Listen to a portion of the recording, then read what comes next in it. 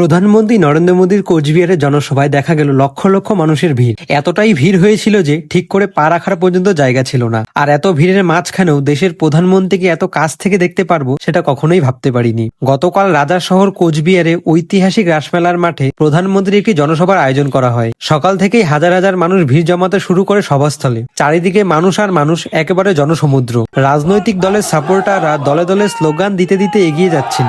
এই বিশাল জনসমাগম সামলাতে ছিল কড়া নিরাপত্তা। প্রতিটি গেটেই ছিল চেকিং, ড্রোন নজরদারি আর হাইটেক সিকিউরিটি। পুলিশ, সিআরপিএফ এবং এনএসজি কমান্ডো পুরো এলাকা ঘিরে রেখেছিল। সব মিলিয়ে ছিল একদম টাইট সিকিউরিটি। প্রধানমন্ত্রীর কনভয় যে রাস্তা দিয়ে আসবে তার চারপাশে জনসাধারণ অধীর আগ্রহে দাঁড়িয়েছিল দেশের প্রধানমন্ত্রীকে এক ঝলক দেখার জন্য।